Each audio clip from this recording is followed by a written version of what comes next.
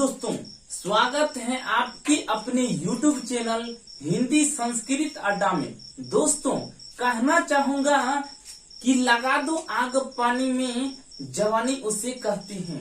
दोस्तों, लगा दो आग पानी में, जवानी उसे कहते हैं। जुड़े रहिए हमारे संपूर्ण वीडियो के साथ। कहानी उसे कहते हैं दोस्तों, कहानी उसे कहते हैं। क्लियर है दोस्तों?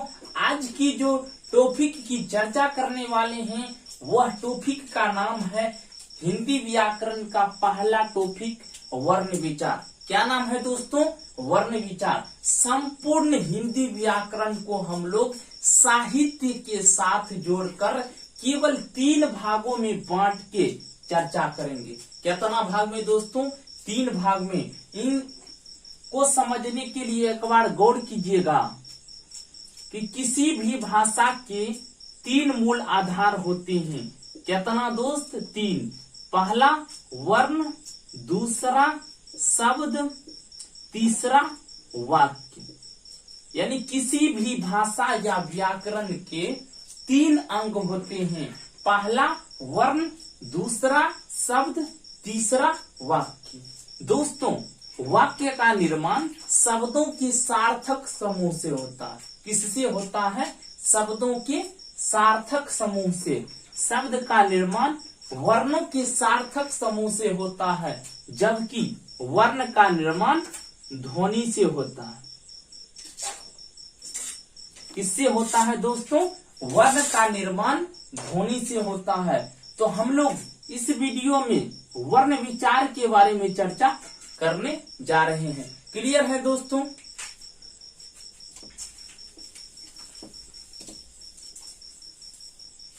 तो वर्ण क्या होता है? वर्ण किसे कहते हैं? वर्ण का निर्माण ध्वनि से होता है। किससे? ध्वनि से। ध्वनि। अब हम लोगों के मन में क्वेश्चन आने लगता है कि ध्वनि क्या होता है। तो भाषा की सबसे छोटी मौखिक इकाई को ध्वनि कहते हैं। उन्हीं मौखिक इकाई को जब लिखित रूप दे दिया जाता है तो उसे वर्ण कहते हैं। एग्जाम्पल के तौर पे बोले का, ये का अभी जो बोले ये एक ध्वनि है, इसका नाम है ध्वनि। इन्हीं का को जब लिखित रूप दे दिए, कौन सा रूप दोस्तों? लिखित रूप दे दिए, तो इसी का नाम हो जाता है वर्ण। क्या नाम हो जाता है दोस्तों? वर्ण। क्लियर है? तो वर्ण की अगर परिभाषा की बात करें, वर्ण की परिभाषा की बात करें तो वर्ण का परिभाषा होता है भाषा की सबसे छोटी मौखिक इकाई के लिखित रूप को वर्ण कहते हैं। क्या कहते हैं दोस्तों? वर्ण कहते हैं। क्या कहते हैं? वर्ण कहते हैं।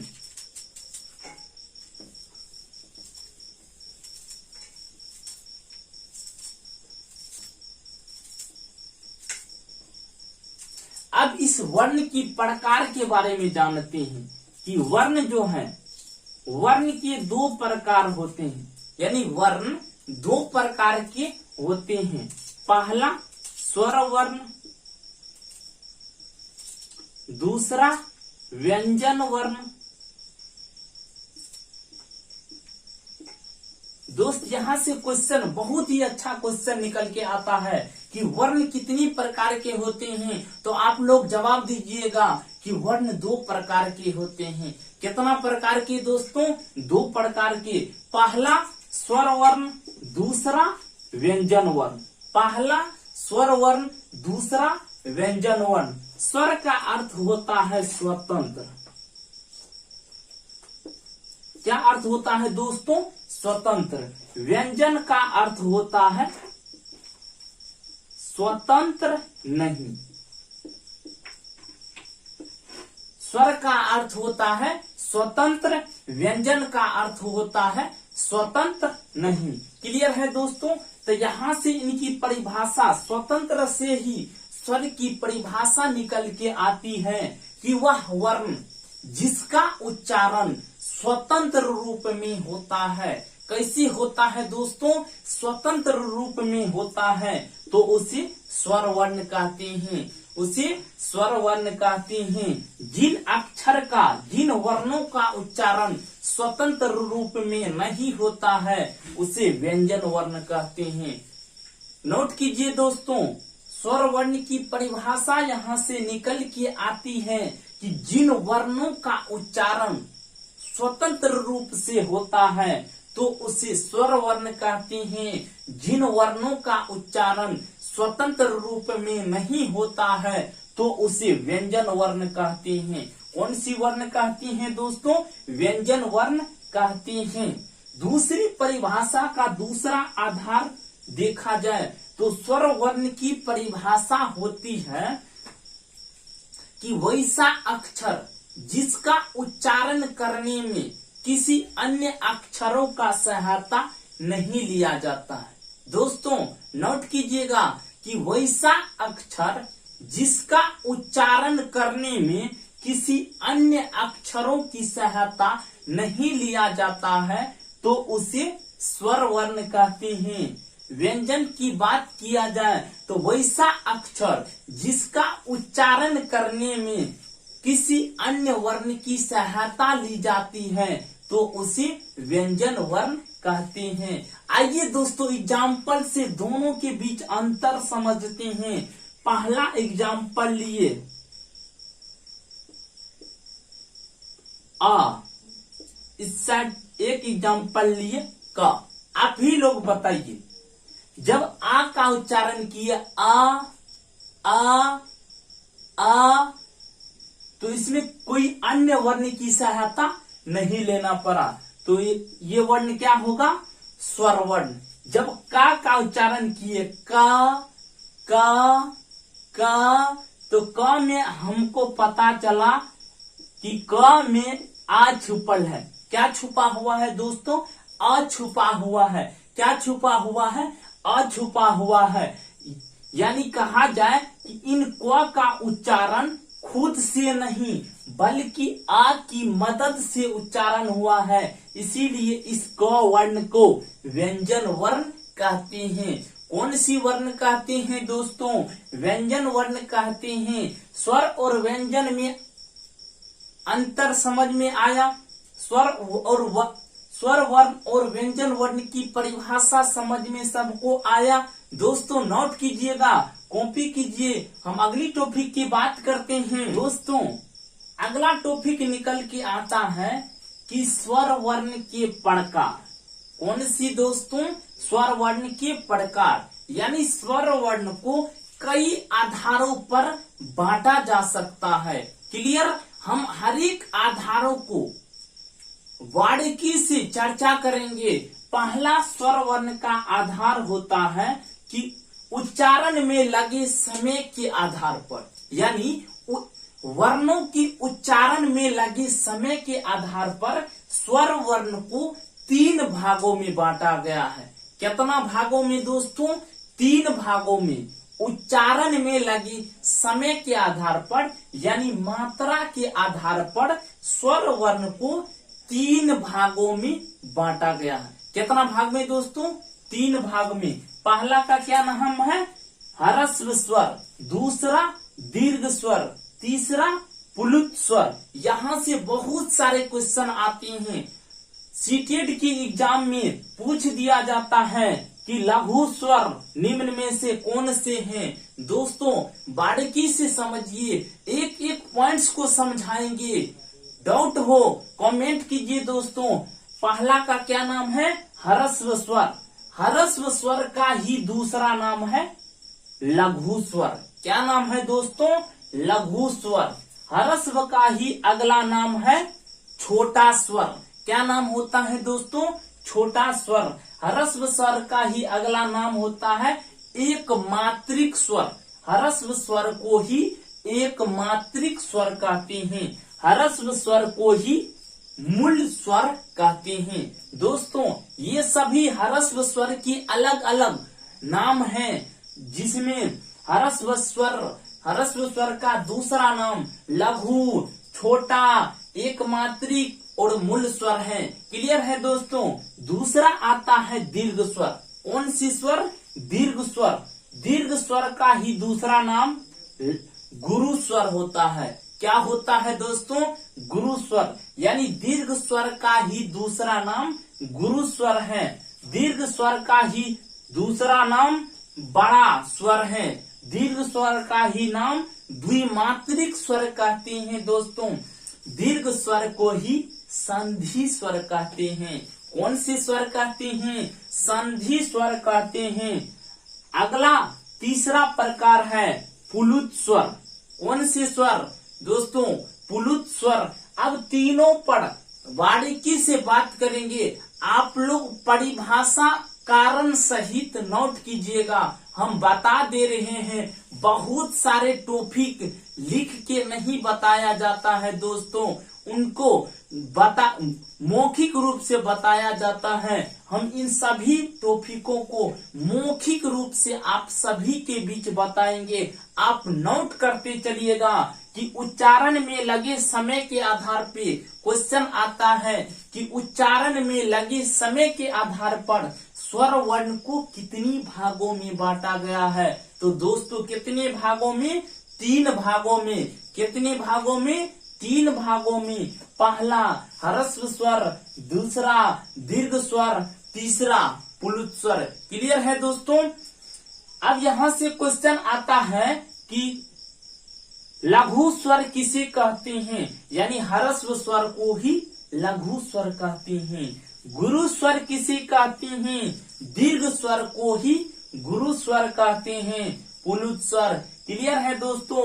हम बारीकी से सबको एक एक करके सबके बारे में बात करते हैं। आप लोग कॉपी करते चलिएगा कि हमारे हिंदी व्याकरण में संपूर्ण स्वर वर्ण 11 होते हैं। कितना होते हैं दोस्तों? 11 होते हैं। यानी हिंदी व्याकरण में स्वर वर्णों की कुल संख्या 11 है। कितना है दोस्तों? 11 होते हैं। कितना होते हैं? 11 होते हैं। हम लिख देते हैं यहाँ पे आ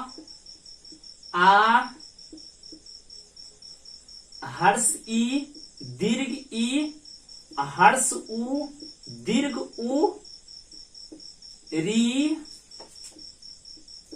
ए, ऐ, ओ। तो हिंदी व्याकरण में स्वर वर्णों की कुल संख्या 11 होते हैं। कितना होते हैं? 11 होते हैं। 11 का नाम हमें लिख दिए हैं। आ हर्ष ई, दीर्घ ई, हर्ष उ, दीर्घ उ, री, ए, ऐ, ओ। यानी टोटल बात किया जाए ह्रस्व स्वर की, टोटल बात किया जाए स्वर वर्णों की, तो हिंदी व्याकरण में 11 होते हैं। दोस्तों इन्हीं 11 को 3 भागों में यानी बांटा गया है। क्लियर है दोस्तों? तो बात करते हैं ह्रस्व स्वर की। तो ह्रस्व स्वर का मतलब ह्रस्व स्वर की परिभाषा का बात किया जाए तो वैसा अक्षर यानी वैसा स्वर वर्ण जिसके उच्चारण में सबसे कम समय लगे। क्या बोलेंगे दोस्तों? कि वैसा अक्षर जिसके उच्चारण में सबसे कम समय लगे तो उसे ह्रस्व स्वर कहते हैं। क्लियर है? दूसरी एग्जाम्पल के तौर पे अगर बोले तो यहां से आप तुलना कीजिए अ और आक को, तो इन दोनों में किसमें सबसे कम समय लगता है?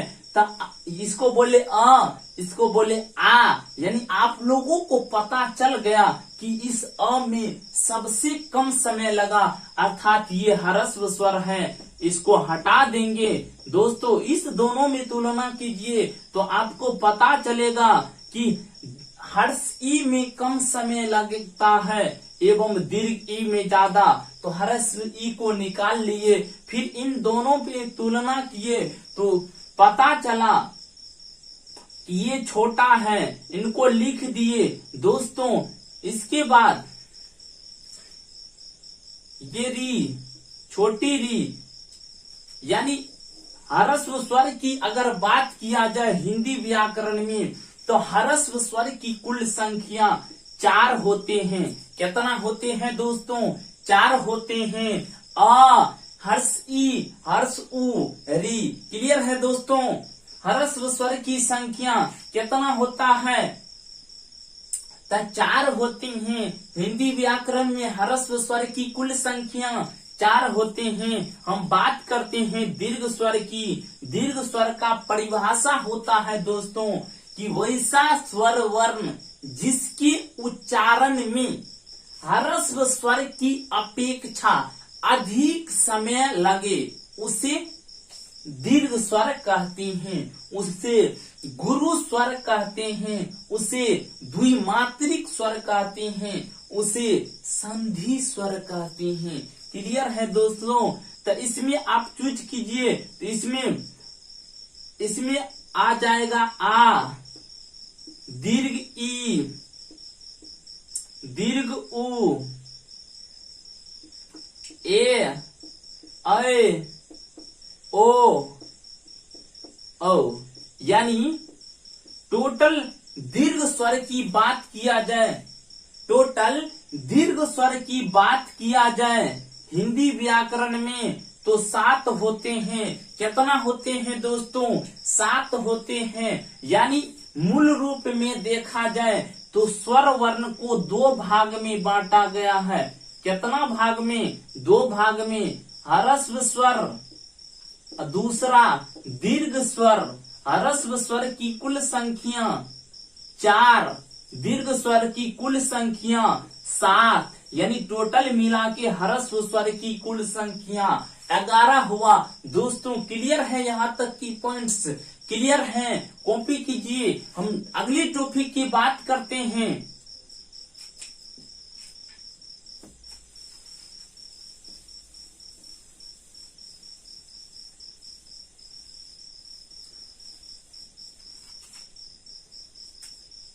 दीर्घ स्वर को संधि स्वर क्यों कहा गया है? दोस्तों गौर से समझिएगा इन टॉपिकों को कि दीर्घ स्वर को संधि स्वर क्यों कहा गया। तो सीधी सी बात है कि दीर्घ स्वर की कुल संख्या, दीर्घ स्वर की कुल संख्या 7 होते हैं। कितना होते हैं दोस्तों? 7, जिसमें आता है आ, दीर्घ ई, दीर्घ उ, ए, ऐ, ओ, औ। यानी दीर्घ स्वर की अगर बात किया जाए तो दीर्घ स्वर की कुल संख्या 7 होते हैं। कितना? 7 होते हैं। दोस्तों समझिए इनको कि दीर्घ स्वर को संधि स्वर क्यों कहा जाता है। संधि का अर्थ होता है मेल। क्या अर्थ होता है? मेल, सन्निहिता। दोस्तों संधि की टॉपिक इसके बाद करेंगे, बहुत ही बेहतरीन ढंग से करेंगे, लेकिन संक्षिप्त में यहाँ समझते हैं कि दीर्घ स्वर को संधि स्वर क्यों कहते हैं। तो इसको अगर हम देखें तो अ प्लस ओ के मिलने से दोस्तों बनता है आ। क्या बनता है? आ। यानी कहा जाए तो 2 वर्णों के मिलने से आ का निर्माण हुआ है। अ और अ के मिलने से आ का निर्माण हुआ है, इसीलिए इसे संधि स्वर कहते हैं। यानी 2 स्वरों के मिलने से अगला स्वर का निर्माण हुआ है, इसीलिए इसे संधि स्वर कहते हैं। कौन सी स्वर कहते हैं दोस्तों? संधि स्वर कहते हैं। दोस्तों आज के लिए इतना ही। मिलती है अगले वीडियो में नई ऊर्जा के साथ, नई जोश के साथ, नई जुनून के साथ।